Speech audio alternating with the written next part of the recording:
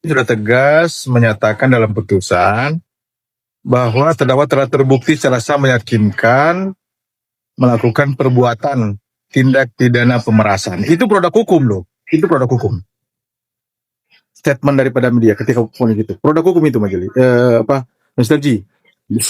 Jangan yang mulia ya, Mr. Z. Yang mulia ya. Lagi semangat ini.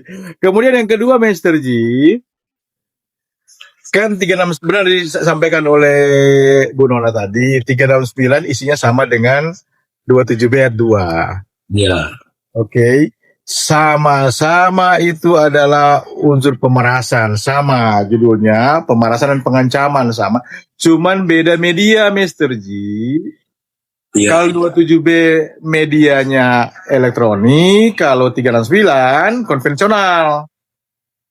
Ya. Tetapi sama judulnya, pemerasan dan pengancaman. Clear itu, cuman beda media saja.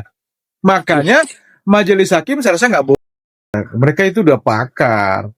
Ya. Makanya dia menyatakan dengan tegas, terbukti melakukan tindak pidana pemerasan. Nah, oke.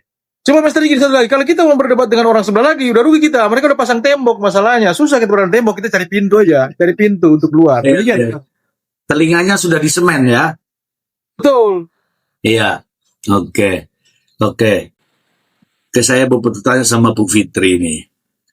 Bu Fitri, saya itu tidak berpikir kamu bela siapa, kamu dukung siapa. Kalau kamu ngefans kepada siapa itu sah-sah saja Bu Fitri ya. Kamu fan bolehlah, kamu ngefans sana bolehlah gitu. Tetapi ketika mendengar informasi yang benar, bisa kan mereka berpikir, jangan ngefans tapi membabi buta. Seperti contoh, sudah dikatakan sebagai pemerasan, tapi masih saja mengatakan pencemaran. Bu Fitri mungkin fenomena seperti ini Bu Fitri paham ya dengan fan-fan mereka, Bu Fitri? Ya, kalau saya bisa mengatakan bahwa framing yang dibuat oleh Napi, sekarang kan saya boleh bilang Napi kata Mbak Nona, framing yang dibuat oleh Napi ini selama ini apa yang dikatakan selalu benar, apa yang diperbuat itu selalu benar. Inilah yang bisa membuat pendukung-pendukungnya itu ya satu komando gitu loh. Kalau kata dia A ya A gitu, walaupun kebenaran ada di depan mata ya nggak bisa gitu kata si Napi ini ya begitu ya, dia meyakini aja walaupun sebetulnya mereka menyadari sih Mr. G mereka ya itu fans baru, bener kata Mbak Orin tadi, fans baru. Kalau yang lama mah udah pada pinter juga, udah bisa terpecah seperti yang saya bilang. Komal-komal kita ini bisa memecah ombak yang tadinya satu arah tuh udah dilawan gitu loh, udah terpecah ya. Bagus sih, bagus untuk bikin pinter lah. Biasanya kan kalau dia dikirim selama ini sedikit benar dia kasus-kasusnya ada dikriminalisasi. Saya nggak akan pernah bosan kali ini saya bisa mengatakan bahwa dia adalah kriminal, terbukti dengan apa kata Pak Hakim, memang dia terbukti memeras, dia kriminal, itu aja Mr. G. Nah itu yang nggak bisa diterima oleh para fansnya ya, termasuk oleh terdakwa. Makanya dugaan saya dia banding ini karena dia ingin membersihkan dia sebagai kriminal, pembuat didakwa oleh pemerasan. Nah, itu yang dia menurut saya kepengen ditanggalkan dari jejak digital hidup dia itu. Oke. Kalau boleh saya persingkat ya, bahwa pemerasan itu pelakunya namanya pemeras. Inilah yang akan dibawa sebagai predikat pemeras meskipun sudah keluar nantinya. Begitu ya Bu Fitri ya? Betul. Dia akan menyandang gelar pemeras sampai dia menutup mata karena sudah terbukti dia memeras gitu. Nah, berarti perjuangan ini untuk melepaskan kalimat julukan ini ya Bu Fitri ya? Itu yang bisa kita ingat. Oke, jangan jauh-jauh dulu. Aku mau minta pendapat dari Itik dulu. Itik, saya pause dulu, saya di bawah dengerin ya Misteri atau saya mute ya? Ya Bu Fitri, di mute saja karena kalau Bu Fitri nggak ada itu di sini ini nggak ada itunya, nggak ada buzzernya. Iya siap. Saya mute dulu. Saya komunikasi sama anak saya di Kanada. Saya mute ya. Saya tapi dengerin. Siap Bu Fitri, siap Bu Fitri. Jangan dipanggil dulu ya, teman-teman. Ya. Oke, supaya sebelum ke Bu Nona, supaya sesuai dengan permintaan yang ada di bawah. Jadi ini juga kita harus melayani ya tappingan yang di bawah ya. Dipertimbangkan oleh majelis hakim Saya baca dalam dulu. penuhinya unsur-unsur pasal dalam dakwaan pertama alternatif 1 sebagaimana uraian pertimbangan hukum di atas, bahwa telah melakukan perbuatan pemerasan terhadap saksi Renisa Gadis Pradiansari, di mana sebagaimana dipertimbangkan oleh majelis hakim dalam terpenuhinya unsur-unsur pasal dalam dakwaan pertama alternatif 1 sebagaimana uraian pertimbangan hukum di atas, bahwa telah terbukti melakukan perbuatan pemerasan terhadap saksi Renisa Gadis Pradiansari, di mana sebagaimana dipertimbangkan oleh majelis hakim dalam terpenuhinya unsur-unsur pasal dalam dakwaan pertama alternatif 1 sebagaimana uraian pertimbangan hukum di atas, bahwa telah terbukti melakukan perbuatan pemerasan terhadap saksi Renisa Gadis Pradiansari. Oke, sudah terbukti jelas. Saya mau Bu Nona. Bu Nona, ini kita kini kan ngomong apa adanya, fakta-fakta. Bahkan tadi itu suara daripada hakim. Apakah kita salah menyuarakan sesuatu kebenaran yang mereka menganggap itu sebagai pencemaran, sementara faktanya adalah pemerasan, Bu Nona? Siap. Memang kalau di mata kita orang-orang yang memang belajar tentang hukum ya, apalagi kita bukan belajar lagi, kita pengajar hukum, edukator hukum, kita benar karena keilmuannya sudah benar. Tapi di mata orang yang tidak mau terima ilmu pastinya selalu salah. Ini yang bahkan ya Mr. Z, kita sebagai edukator ya, akademisi, memang tantangan kita lah. Kita pikir bahwa mengajari mahasiswa itu merupakan hal yang terberat ya dalam pekerjaan kita. Rupanya kita dalam pengabdian masyarakat, salah satunya dengan cara Komal seperti ini kan kita berusaha untuk sharing ilmu. Kita memberikan edukasi kepada masyarakat tentang ilmu hukum yang benar itu seperti apa. Untuk diketahui ya, para pendukung nih kita Mirsani garis keras atau militan, kami ini tidak mendukung salah satu pihak manapun tidak. Kami adalah akademisi yang betul-betul memberikan pemahaman tentang hukum yang benar itu seperti apa. Dan kenapa kami masih harus membahas Nikita lagi, karena kebetulan yang menjadi contoh adalah dia. Yang sekarang jadi tenar adalah dia. Kalau misalnya ada Bu Kentang, Pak Kentang yang ternyata adalah artis, lalu dia terkenal, dia melakukan satu tindak pidana, kami pasti akan jadikan Bu Kentang atau Pak Kentang atau Mr. X atau siapapun itu untuk jadi contoh. Nah, kebetulan dia adalah orang yang terkenal yang kebanyakan dianut ya, yang banyak fansnya, termasuk Anda sekalian yang masih tersesat itu, maka kami jadikan dia sebagai contoh gitu. Jadi lalu yang kedua, kami harus mengawal ini selama proses persidangan ini belum sampai selesai, belum sampai inkrah ya. Kita akan kawal terus supaya apa? Supaya dunia perdagangan, dunia usaha itu tidak muncul orang-orang seperti Nikita. Anda tahu akibat dari adanya Nikita dengan tindakan atau perbuatan pemerasannya ya, walaupun dengan media elektronik yang kalian bilang itu adalah kesepakatan yang unsurnya semua sudah dipatahkan lewat alat bukti ya, alat bukti di persidangan dan fakta-fakta di persidangan itu ya, kesepakatan itu kan tidak ada.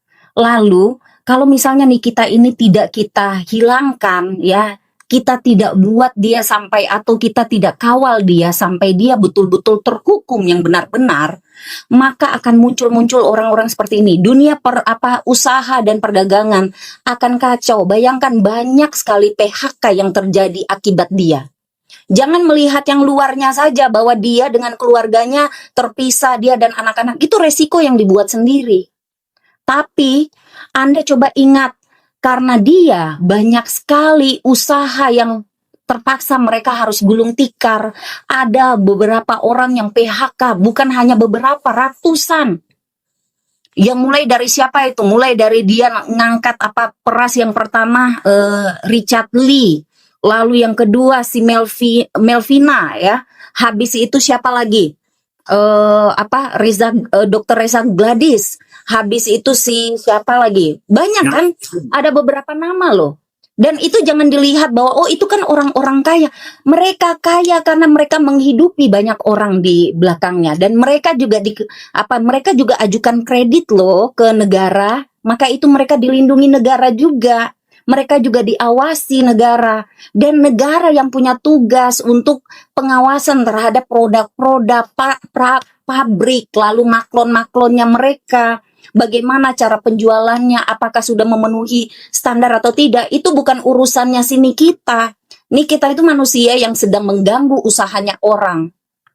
Ya, jangan dibiasakan yang seperti itu. Maka kami ini hadir untuk memberitahu yang benar, kasih hukum yang benar, kasih tahu tuh bahwa ini yang dijalankan proses ini. Kalau salah kami bilang salah, kalau benar kami bilang benar. Karena kami pendidik ya, kami pendidik. Cuma kebetulan aja sebagai edukator, sebagai juga advokat juga yang praktek tiap hari, apalagi saya di Lembaga Perlindungan Konsumen.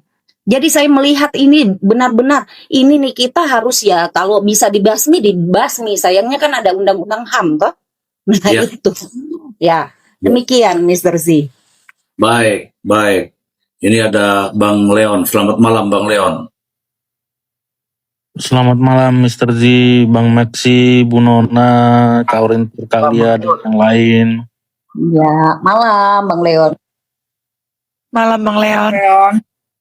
Malam Bang Leon akhirnya. Di bawah juga ada Ibu Egi Ligia ya, dari senior kita. Bang Leon, saya ingin memberikan informasi kepada Bang Leon bahwa berita hari ini saya membaca di atas kepala saya itu bahwa penasihat hukumnya menyampaikan terdakwa nih, kita tidak tahu boleh dibilang terdakwa sekarang atau terpidana ini Bang Leon. Terdakwa kalau belum inkrah Mr. Z. Oh, belum inkrah ya? Kalau belum terdakwa. Ya. Terdakwa dua-duanya ini sudah mengajukan banding gitu.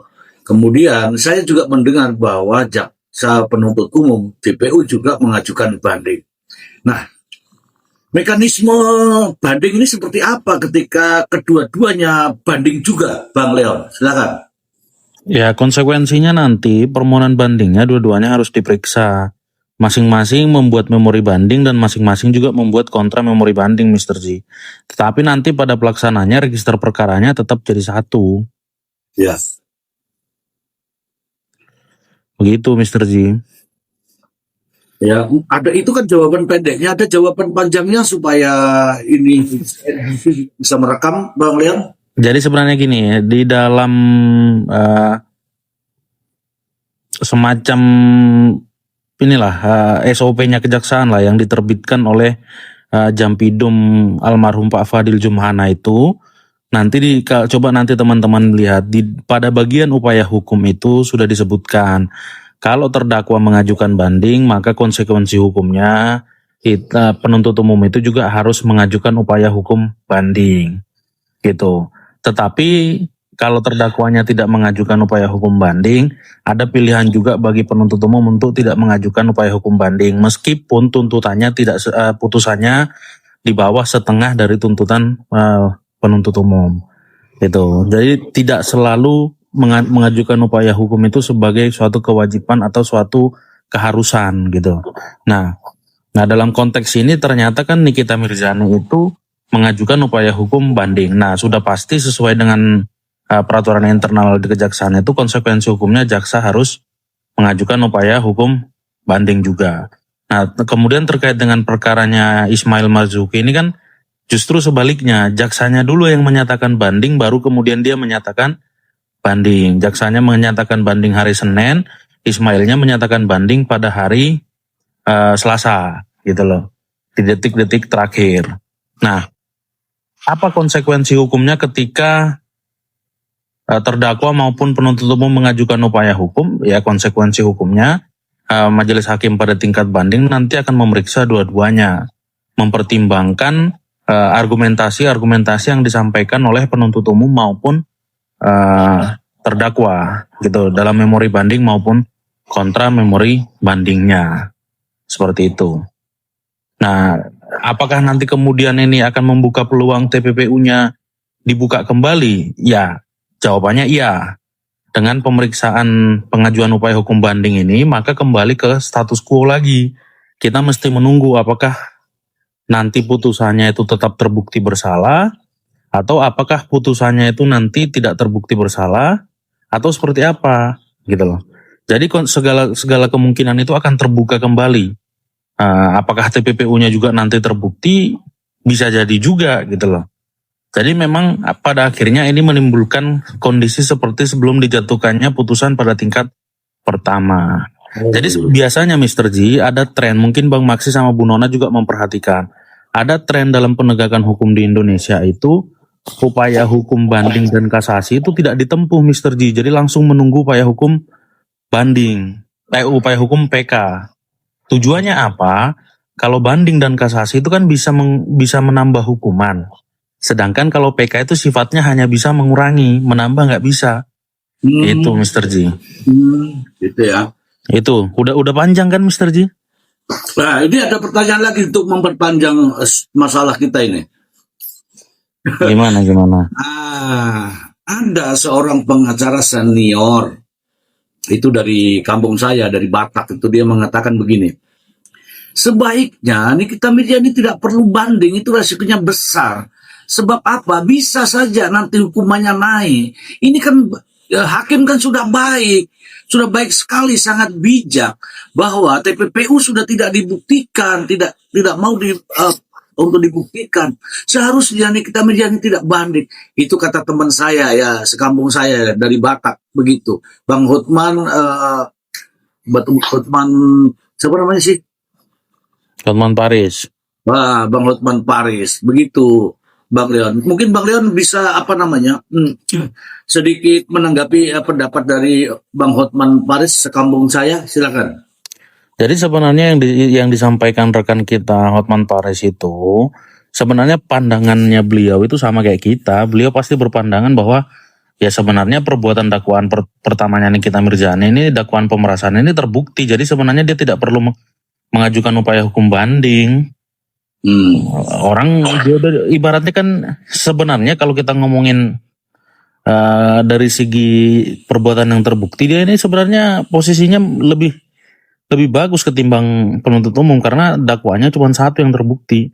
Cuman ya itu tadi kembali lagi seperti yang disampaikan Kak Fitri tadi juga, dia berusaha menanggalkan stigma sebagai pemeras itu yang akan berbahaya buat dia ke depan. Kebayang nggak ketika contoh itu menjadi berkekuatan hukum tetap? Ini contoh ya, ketika berkekuatan hukum tetap, maka stigma pemeras itu akan menempel ke dia. Kira-kira ada nggak orang yang mau berbisnis sama dia kalau begitu? Ya, itu loh. Jadi memang dia punya kepentingan untuk membersihkan namanya dia. Apalagi kan dia memiliki keyakinan bersama tim lawyernya bahwa dia tidak pernah melakukan pemerasan itu. Yang dia lakukan itu adalah kesepakatan, kan itu kan selalu yang mereka sampaikan. Jadi ya memang konsekuensi logis dari pembelaan mereka selama ini ya harus mengajukan upaya hukum, Mr. G. Itu. Nah, resikonya kan berat kalau banding justru menguatkan, Bang Leon. Ya kalau misal tiba-tiba banding kemudian membuka lagi dan menyatakan TPPU terbukti ya amsyong jadinya, Mr. G. Amsyong ya. Bahasa apa itu amsyong dari itu? Ya amsyong berarti kan udah nggak terima jadi bubur udah jadi bubur jadi gosong lagi, Mr. G. Bubur gosong jadinya. Oke. Ada di teman-teman ya, untuk para mahasiswa saya ini ada istilah baru yaitu amsyong ya. Silakan amsyongnya dicatat baik-baik, itu ujian nanti akan ketemu dengan Bang Leon pada saat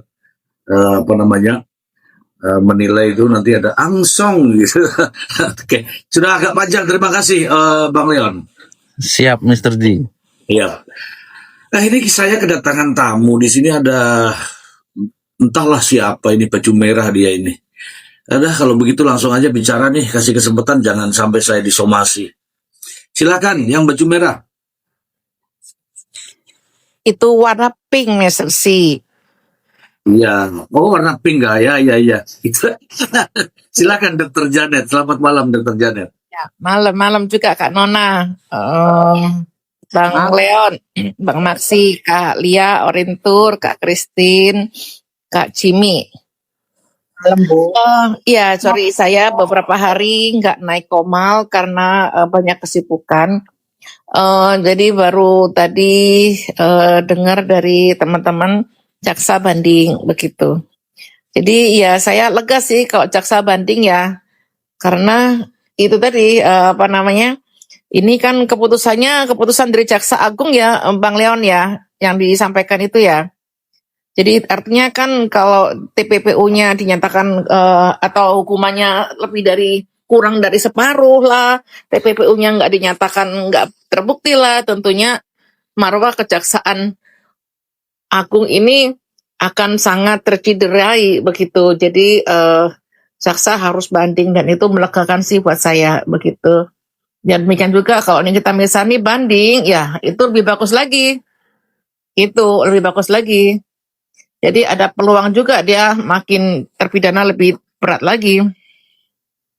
Mungkin itu sih, tadi ada yang mau tanya dengan Bang Leon, tapi kok tadi lupa gitu. Nanti kalau ingat saya tanya lagi. Tapi mungkin itu aja dulu sih, Mr. C. Ini namanya amnesia. Jadi saya mau tanya lagi Bang Leon, boleh ya Bang Leon ya? Boleh, Mr. Ji. Ya. Begini Bang Leon, terkait dengan banding Bang Leon, mekanisme banding. Apakah, ini teman-teman juga bertanya, apakah pendaftarannya langsung di pengadilan tinggi, kemudian menggelar suatu sidang yang seperti kemarin pada saat di pengadilan negeri, ditemukan juga terdakwa dengan saksi-saksi yang lain, atau bagaimana Bang Leon? Mungkin dijelaskan mekanismenya Bang Leon untuk teman-teman kita.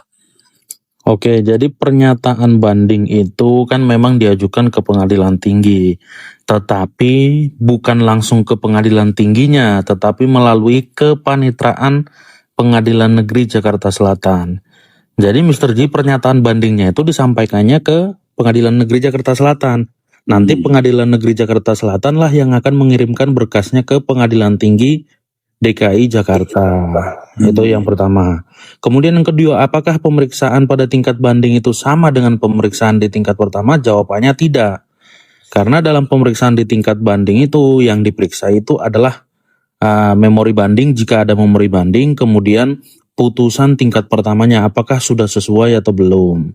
Gitu loh, apakah ada yang harus diperbaiki atau tidak. Jadi selama majelis hakim bermusyawarah mengenai permohonan banding itu tidak ada persidangan.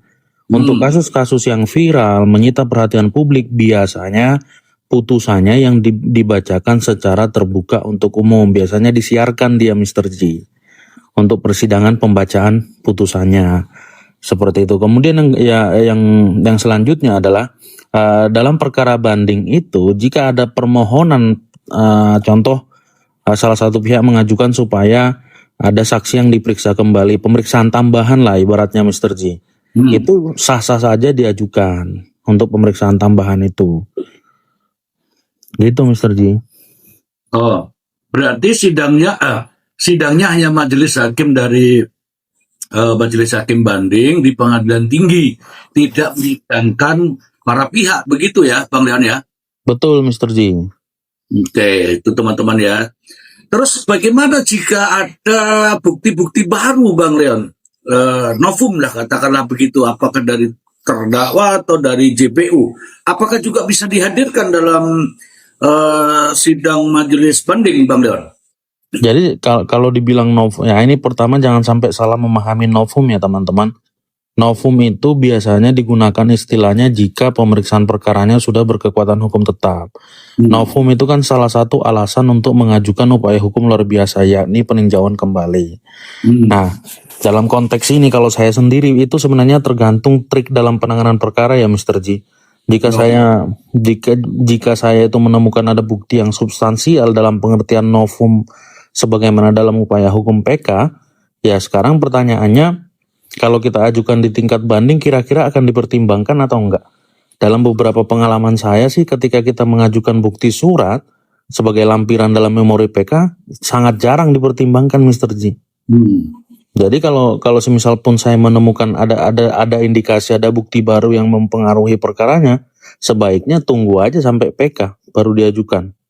Tunggu Kalau aja. saya, ya kan Tunggu itu aja. kan Saya itu kan triknya masing-masing advokat kan itu, Mr. Ji. Ya, ini saya begini, berharap ketika nekat untuk mengajukan banding itu mereka itu telah kuat gitu. Misalnya apa yang disampaikan itu adalah kesepakatan. Dia akan buktikan bahwa ini loh akta notaris kesepakatan yang akan membebaskan terdakwa. Saya pikir begitu, Bang Leon. Nggak bakal ada itu, Mr. Ji. Kalau ada mah udah dari awal diajukan. Iya, maksudku kan biar panjang-panjang juga ini narasi nih, Bang Leon. Ini gimana, Bang Leon ini? Nggak, maksudnya gini, itu kan narasi-narasi yang udah nggak. Maksud saya gini, Mr. Ji.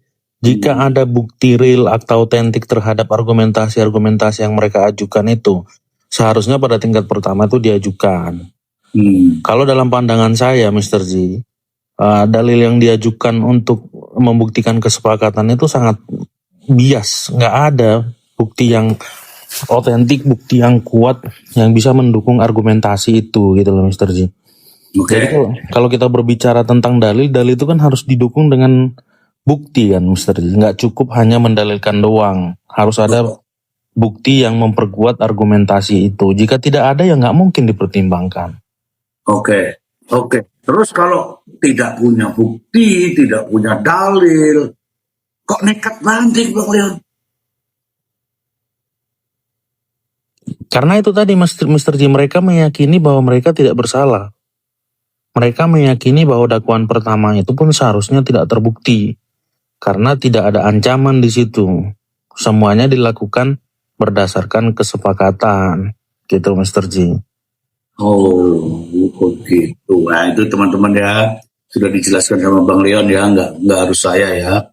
Kalau saya terlalu di tapping prak sama prak, Bang Leon. Oke. Tapi udah biasa, Bang Leon. Tadi juga Bu Nuna lagi ngomong, ada yang bilang prak, ada yang bilang prak, begitu. Oke, saya mau minta penjelasan dari Bang Maksi. Bang Maksi masih ada? Siap, Mr. Ji. Nah, tadi kan saya sudah singgung ya dengan Bang Leon ya. Di sidang pertama kan tidak menunjukkan bahwa ini bukan pemerasan, ini adalah kesepakatan. Tidak menunjukkan. Nah, tiba-tiba ini motivasinya apa dan mungkin ada alat bukti apa yang akan diajukan di banding nanti, Bang Maksi? Baik, Mr. Ji, tadi sudah clear dijelaskan oleh Bang Leon ya. Kan saya bilang di awal tadi, Hakim Majelis Pengadilan Tinggi akan memeriksa judeks fakti itu kan, fakta-fakta hukum lah, Mr. Ji, kecuali ke Mahkamah Agung, judeks juris. Jadi kalau sudah fakta-fakta hukum di persidangan sudah clear and clean, rasanya yang mereka sampaikan ini narasi aja, Mr. Ji. Narasi yang mereka buat. Ini kan narasi model begini sama seperti yang sebelumnya. Jadi metode lama ini mereka main. Metode lama. Tapi ya ada masalah juga sih. Biar kita juga ini anggap aja saling nanti menguji lah. Kayak kemarin kan kita kan sebelum vonis kan kita membuat narasi-narasi yang kita bangun, begitupun mereka kemudian teruji. Narasi mana sih yang akhirnya terbukti? Bukan kita euforia, kami tidak euforia kan. Bahkan pihak sebelah beberapa orang minta maaf akhirnya datang ke kita kan minta maaf bla bla bla, termasuk Bung Yamin lah. Nah, tapi yang satu kayaknya ini, sorry sedikit saya ini tambahan, Mr. Ji. Boleh. Yang mau minta maaf secara khusus belum ya? Yang Pirang udah minta maaf secara khusus belum? Mr. Ji? Belum. Waduh, mana tuh? Ya, Misteri, jadi sebetulnya Bang Leon cukup clear ya dari awal sebelum divonis sampai sekarang ini luar biasa Misteri. Tapi kalau memang teman-teman yang penonton ini 251 ini mau mengambil secara positif ya untuk jadi pembelajaran atau edukasi, mungkin mumpung ada Bu Nona dan Bang Leon secara detail yang kalau menjelaskan saya pikir cukup runtut Mr. G, bahkan sistematis. Kalau kita ini kan mantan petarung Mr. G. Ini beda Mr. G, different gitu loh. Iya. Ya, saya ini Iya. mantan petarung Mr. G. Tapi saya mau katakan begini, hukum ini kan sederhana saja. Hitam putih, hitam putih putih, salah benar-benar, tidak ada setengah-setengah dia. Kalau salah ya sudah salah, itu 100% nggak bisa 50%. Jadi kalau sudah fakta-fakta di persidangan, apalagi hakim sudah memvonis, walaupun memang mereka kan tadi dasar hukum pasal 67 KUHP memang terdakwa ataupun JPU mereka punya hak untuk upaya banding. Tapi saya bilang Mr. G, kalau sampai bebas ini ajaib ini, luar biasa. Tuh. Kan begitu. Demikian Mr. G, terima kasih. Oke, kalau sampai bebas ajaib. Ini artinya nggak boleh bebas ini, karena ada keajaiban. Oke. Bu Nona, saya tanya sama Bu Nona nih. Ini saya ngulik-ngulik dulu Bu Nona. Bu Nona, ini sudah banding, kemudian ngirim surat ke Presiden, ngirim surat ke Menko Polhukam, ngirim surat ke Menteri Hukum dan HAM. Terus apa motivasinya ini Bu Nona? Itu mungkin sudah ya kayak saya bilang berulang-ulang juga Mr. Z, ibaratnya ada 10 batu, 10-nya dilemparkan bersamaan, mana yang kena sasaran lah. Kalau perlu tolong tim PH nih kita, coba kalian juga mengirimi surat ke ini Mark Zuckerberg gitu ya, yang punya Meta itu. Nah, coba kirim ke dia, karena kalau zaman dulu kita cuma berkomunikasi itu kan via provider ya. Jadi kalau misalnya ada percakapan yang ternyata terindikasi di dalamnya ada gratifikasi, suap dan lain-lain, itu biasanya kan manifest datanya dibuka oleh penyidik ya. Kayak dulu itu zaman apel Malang, apel Washington dulu kan pernah ditunjukkan langsung itu, bahkan diliput media. Nah, coba kalau nih kita dengan PH-nya, coba deh semua cara dilakukan, jangan hanya di situ saja, bersuratlah ke Mark, minta bahwa dia punya fasilitas WhatsApp itu yang menghilangkan bukti cuma sekali tayang, lalu percakapan itu bisa masuk, lalu kalian masukkan juga pasal kemarin pasal yang mengambil percakapan orang tanpa izin, itu apa itu, ilegal ini ya, akses.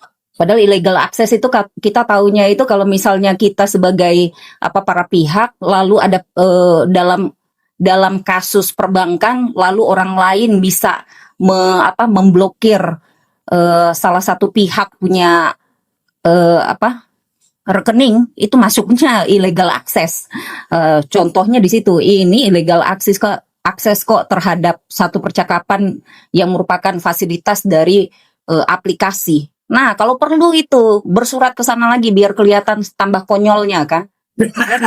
Upayanya. Jadi ini Mr. C, saya lihat ini segala macam upaya diambil. Bahkan yang saya sayangkan bahwa sejawat-sejawat kita yang sedang berjuang itu perjuangannya kok tidak melalui cara-cara yang lebih yuridis gitu loh, yang menunjukkan bahwa kita ini punya kemampuan untuk penanganan perkara, harusnya tidak sedangkal itu. Kita kan punya cara mencari dalil. Kita difasilitasi dengan undang-undang yang sebanyak itu loh, dengan doktrin yang sebanyak itu, asas yang sebanyak itu. Kenapa tidak digali dari situ saja? Kenapa harus mencari cara-cara yang aneh, yang mungkin terlalu ngikutin perintah dari kliennya sendiri, si terdakwa itu, atau napi lah. Menurut saya napi lah. Walaupun Bang Leon bilang belum ingkrah, belum bisa jadi napi, nggak apa-apa. Jadi Saya pikir harusnya jangan terlalu ngikutin klien gitu.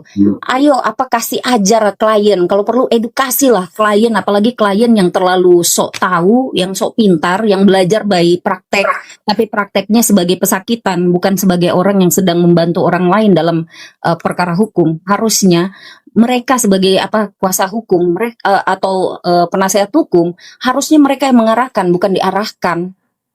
Ini kelihatan sekali Mr. Z. Saya menyayangkan nih teman-teman yang sedang berjuang di sana ya. Kenapa mereka sangat terkesan sekali diarahkan oleh klien. Kita loh independen. Kita bekerja walaupun kita punya perjanjian penanganan perkara, tapi kita yang menguasai hukum, kita yang harusnya mengendalikan bagaimana cara penanganan perkara itu sampai di mana. Nah, ini yang kita sayangkan sekali. Gitu. Apalagi yang tadi ya sempat yang kedua tadi saya sedikit menambahkan apa yang disampaikan Bang Leon tadi, Mr. C kan sempat tanya tuh, misalnya ada dokumen baru atau berupa novum atau apapun yang bisakah dimasukkan di tingkat kedua tadi ya.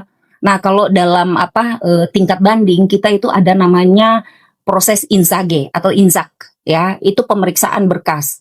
Sehingga pihak lawan maupun dari JPU maupun terdakwa, mereka punya berkas-berkas itu bisa saling memeriksa satu sama lain, sehingga tidak dimungkinkan untuk menyusupkan atau mensisipkan bukti-bukti baru. Bukti baru hanya bisa di tingkat PK saja. Jadi ada namanya insak gitu ya. Insak adalah pemeriksaan alat bukti dari tingkat pertama seperti apa. Jadi demikian, Mr. Z. Oke. Aku bertanya lagi Bang Leon nih sebelum ke yang lainnya. Berarti kalau di tingkat banding itu Bang Leon hanya normatif pada berkas perkara yang disidangkan kemarin, plek-tiplek atau ada narasi baru Bang Leon? Biasanya sih plek-ketiplek apa yang ada di tingkat pertama, Mr. G. Paling hanya penambahan argumentasi hukum aja. Termasuk diantaranya adalah bantahan tentang terenggiling itu juga nanti dibawa ke situ juga. Ya dibawa pasti, kalau cuma bahannya cuma itu ya dibawa lagi. Nah itu berarti terenggiling nanti ikut juga di pengadilan tinggi ya Bang Leon ya? Wajib masuk Mr. G, karena itu kan udah disampaikan di pembelaan dan di dalam duplik kan. Tuh teman-teman ya, itu kasihan ya terengilingnya ya ikut. Saya sampaikan begini Bang Leon, menyurat ke KPK, menyurat ke Presiden, menyurat ke Menkumham, menyurat ke Polhukam, kemudian mengadukan jaksa ke Kejaksaan Agung. Ini masih kurang nih, ditambah lagi banding. Apalagi yang akan dilakukan nih Bang? Mungkin Bang Leon punya saran untuk teman-teman sejawat harus melakukan apa ini Bang Leon? Kalau mau sekalian main laporin ke KY, laporin ke Bawas. Masih ada kan? Kalau mau main terus kemana lagi ya? Ombudsman tuh. Tapi kok ada kata-kata di depannya kok nggak bagus itu Bang Leon. Udah main Bukan, maksudnya gini Mr. G, kita kan dalam mengajukan upaya hukum itu kan tentu terukur kan. Main gila pengertian bukan pengertian letterlek ya, bukan dalam pengertian arti bahasanya, tetapi upaya-upaya yang dilakukan itu loh. Ya, kerja keras. Ya bukan lebih kepada kerja keras Mr. J, tapi lebih kepada udah apa ya? Sulit untuk menggambarkannya karena begini Mr. J. Kita bisa mengadukan ke presiden. Dasarnya apa? Mau beranggapan bahwa hakimnya memihak. Sejak awal kita bisa lihat kok di pertimbangannya, kelakuannya terdakwa yang tidak menghormati persidangan bukan tidak dianggap sama yang mulia sebagai hal yang memberatkan. Meskipun sebenarnya itu seharusnya menjadi hal yang memberatkan. Hampir di semua perkara yang, contoh kayak di kasusnya Rasman lah. Ya. Bahkan salah satunya itu adalah dia tidak bersifat sopan di selama persidangan, gitu loh. Ya. Bahkan berbelit-belit saja itu dianggap sebagai bentuk dari bersikap tidak sopan dalam persidangan, gitu loh. Ya. Ya. Kemudian kalau kemudian menyurati presiden, konteksnya apa? Supaya diberikan amnesti kah? Supaya diberikan apa gitu loh? Kalau mau main surat-suratan ke semuanya ya banyak. Contoh ke Komnas HAM bisa juga, LPSK bisa juga. Kalau dia beranggapan bahwa dia adalah korban dari penegakan hukum yang sesat, ya bisa ke LPSK, bisa ke Komnas HAM gitu loh. Makanya saya bilang upaya hukum yang diambil itu upaya hukum yang seperti apa gitu loh. Apakah yang penting menyurati atau apa gitu loh. Kalau yang penting menyurati banyak nanti ke ke dunia internasional juga bisa dianggap bahwa peradilan di Indonesia itu sudah tidak mencerminkan kepastian hukum, keadilan gitu, bisa juga gitu loh. Cuman masalahnya gini loh teman-teman. Proses penegakan hukum saat ini bukan lagi semata-mata hanya mementingkan kepentingan dari si pelaku, si terdakwa. Posisi si korban saat ini juga sudah ditempatkan sebagai hal yang penting, sebagai hal yang urgent dalam proses penegakan hukum pidana. Makanya kalau teman-teman baca KUHP Nasional pasal 54 itu, salah satu yang wajib dipertimbangkan hakim dalam menjatuhkan pidana kepada terdakwa itu adalah pemaafan dari si korban. Gitu. Artinya apa? Kepentingan si korban itu juga sekarang sudah ditempatkan sebagai hal yang penting dalam proses penegakan hukum pidana. Maka kalau kita berbicara konteks perkara terdakwa Nikita Mirzani ini, tentu kita juga harus mempertimbangkan kepentingan dari si Dr. Reza Gleady selaku korban, saksi korban gitu loh. Makanya saya sejak awal melihat ada anomali dalam pemeriksaan perkara Nikita Mirzani ini. Satu, kenapa saya bilang anomali? Alat bukti, bukan alat bukti, belum bisa kita anggap lah sebagai alat bukti itu. Ada rekaman, di situ ada orang sedang ngerumpi ngomong bahwa segala sesuatunya sudah diatur. Hanya berdasarkan rekaman seperti itu sudah mereka arahkan seolah-olah penuntut umum dan hakim itu sudah disuap gitu loh. Dan itu ditayangkan secara publik. Sementara kalau ditanya kamu punya bukti lain nggak untuk ini, nggak ada, gitu loh. Itu kan salah satu bentuk.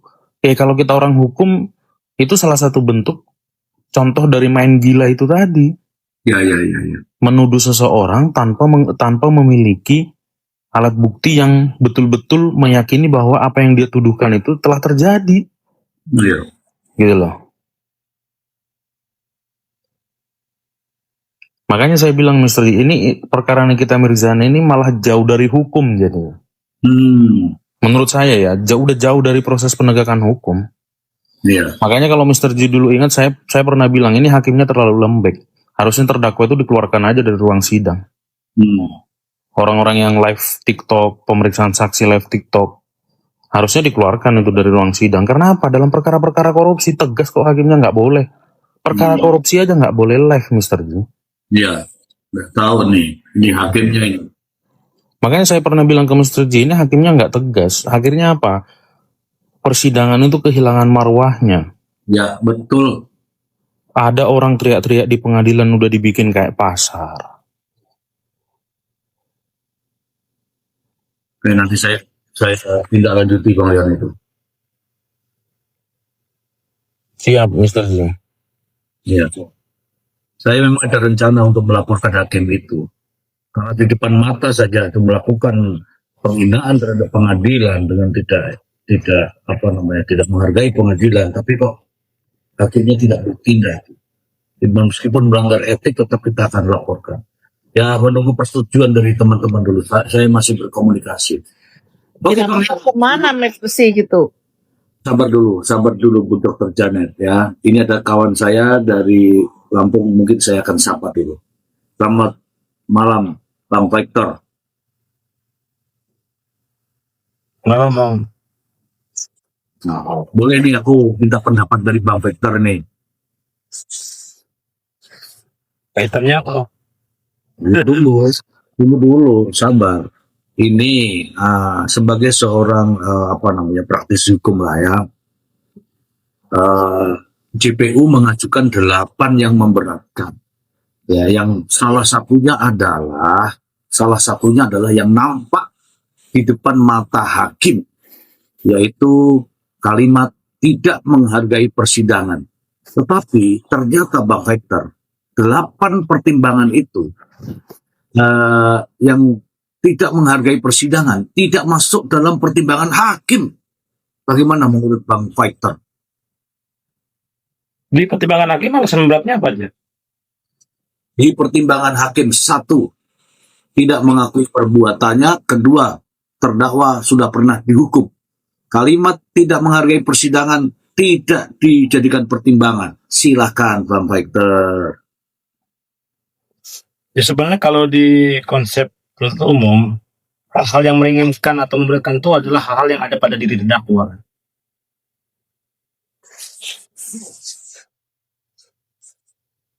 Tidak mengakui terus terang perbuatannya, kemudian sudah pernah dihukum, yang ada pada diri terdakwa. Terus dalam setiap putusan itu memang saya belum pernah melihat adanya pertimbangan memberatkan dari hakim di pertimbangan itu memasukkan tidak sopan di persidangan, itu jarang sekali. Kalau umum sering masukkan itu. Tidak berterus terang, tidak sopan di persidangan, atau kebalikannya, terdakwa sopan di persidangan dan berterus terang. Tapi kalau putusan hakim itu sangat jarang itu. Sama seperti sekarang kalau perkara Rasman Nasution, ada nggak pertimbangan itu dimasukkan? Ada? Iya, masuk. Karena ada tindak lanjut dari pengadilan tinggi yang mencabut kan. Iya. Nah, kalau yang ini kan tidak ada tindak lanjut kan. Seharusnya PT mencabut juga status artisnya gitu kan. Oh, Jadi masuk pertimbangan gitu.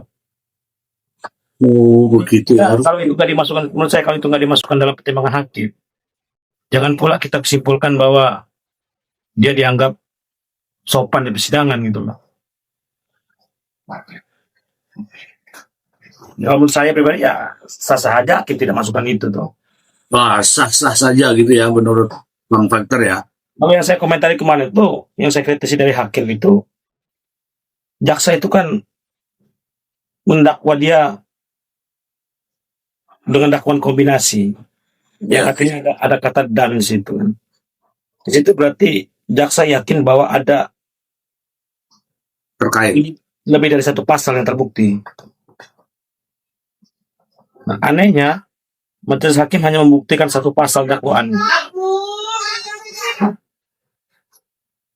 Lalu di dalam putusannya tidak ada pernyataan dari hakim yang menyatakan bahwa pasal 369 tidak terbukti di amarnya. Ya. Kan agak lucu, dakwaan kombinasi itu terdiri dari dakwaan yang ada sifatnya kumulatif, yang mana salah satunya terdiri dari dakwaan alternatif atau subsidiaritas. Artinya 2 pasal yang dikendaki jaksa terbukti itu minimal. Agak lucu kalau cuma 1 pasal. Oke. Kumulatif kan? Ya. Kalau dakwaan kumulatif itu 1 aja nggak terbukti, maka dakwaan dianggap nggak terbukti. Jadi kalau hakim memandang bahwa TPPU-nya nggak terbukti, sedangkan itu bentuknya kumulatif, kenapa nggak bebas itu? Iya ya. Iya ya. Oke. Aneh. Oke, tahan dulu Bang Hector. Bagaimana menurut pandangan Bang Leon? Alternatif dan kumulatif ini Bang Leon. Kalau saya sih, menurut saya ya, dakwaannya yang terbukti 2 pasal. Ya, 27B, kemudian pasal 55, memang tidak disebutkan pasal 69 itu, tapi kan arahnya sudah ke pemerasan dengan menggunakan sarana ITE. Bagaimana menurut pandangan Bang Leon?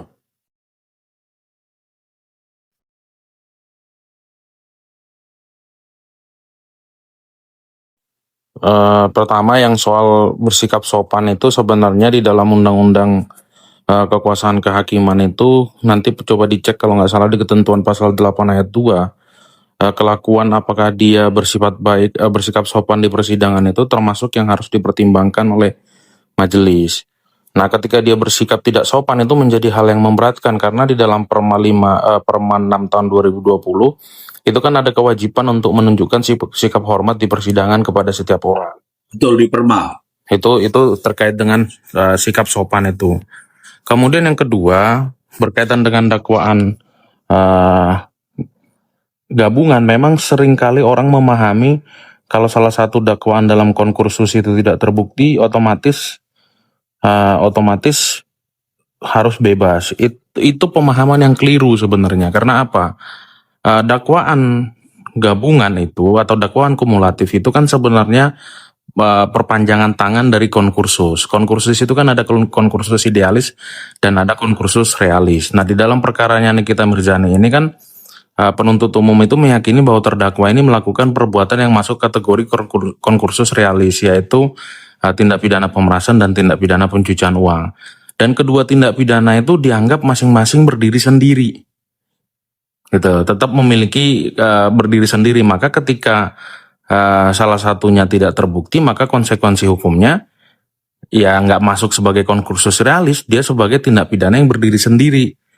Itu aja, bukan kemudian mengakibatkan si terdakwanya harus diputus bebas atau diputus lepas.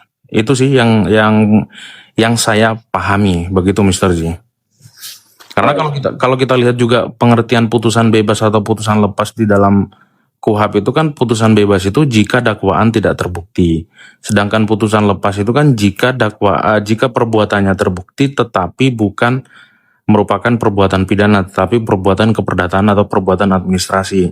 Nah, di situ dalam pengertian putusan bebas dan putusan lepas itu tidak ada disebutkan di situ bahwa dalam dakwaan kumulatif semua harus dibuktikan. Nah, nggak ada begitu, Mr. Ji. Gitu.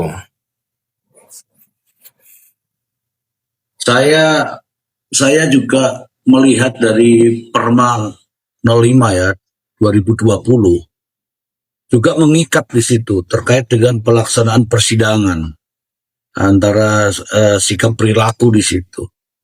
Oke, aku jelaskan dulu ya teman-teman ya. Terkait dengan Perma dan KUHP itu rekan-rekan hakim, kemudian penasihat hukum itu lebih takut ya bahasanya itu, lebih menjalankan Perma daripada yang lain-lain karena Perma ini meskipun dia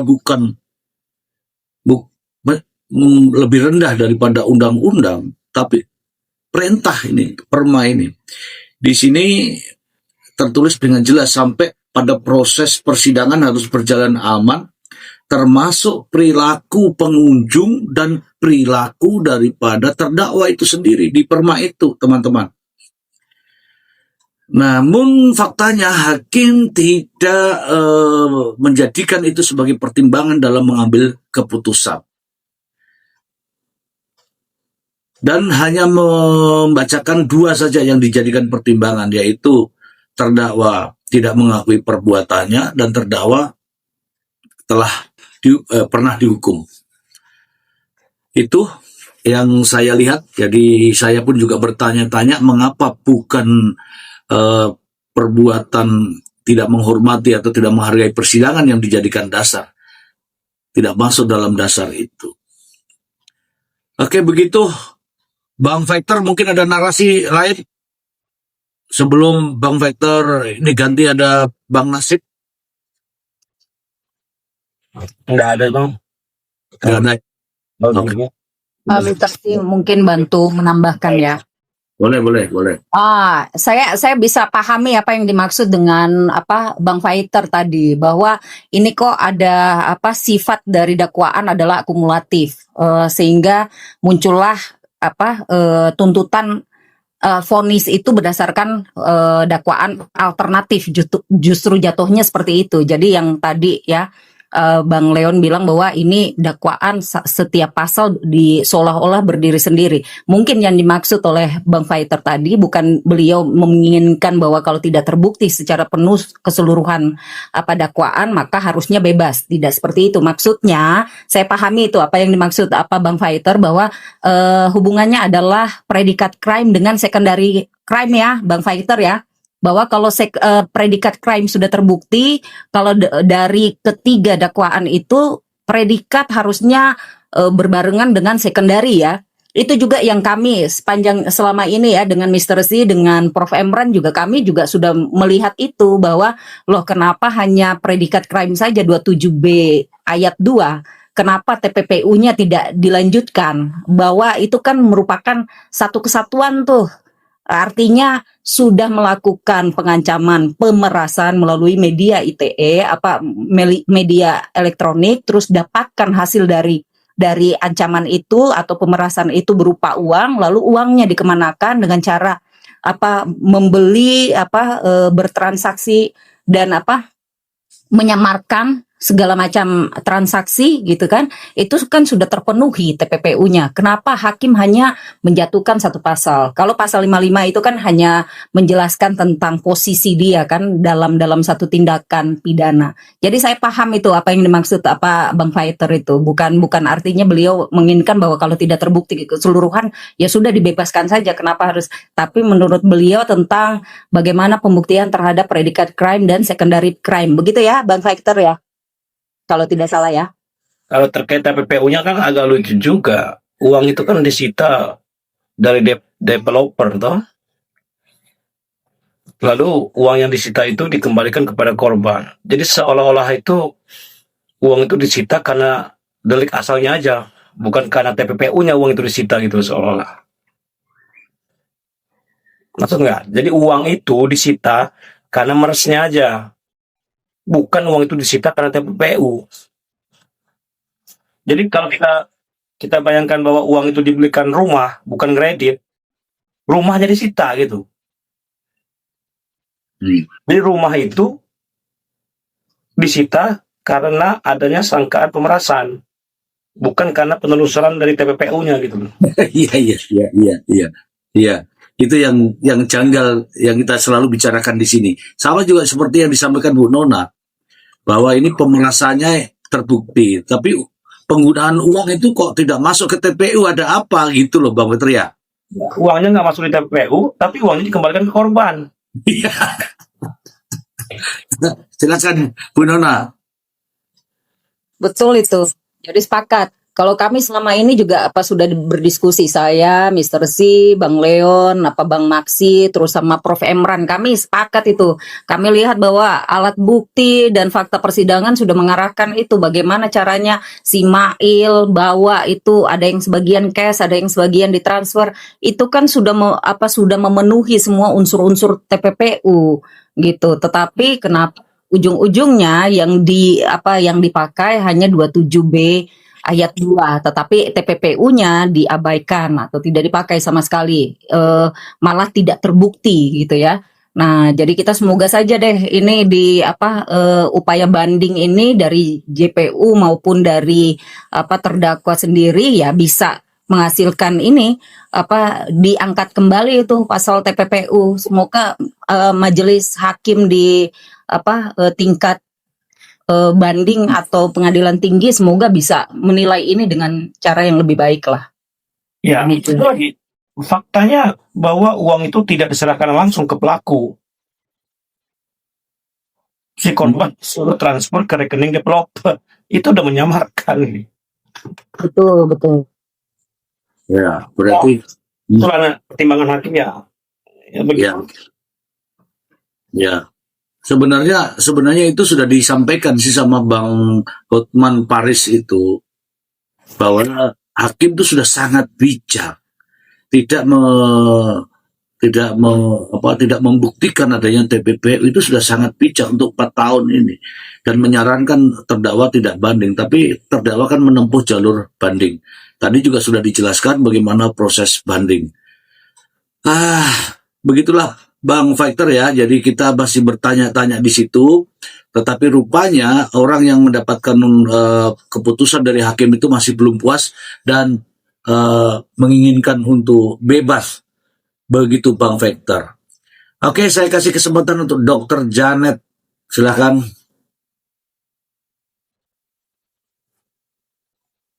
Lanjut Mr. C, belum ada pertanyaan.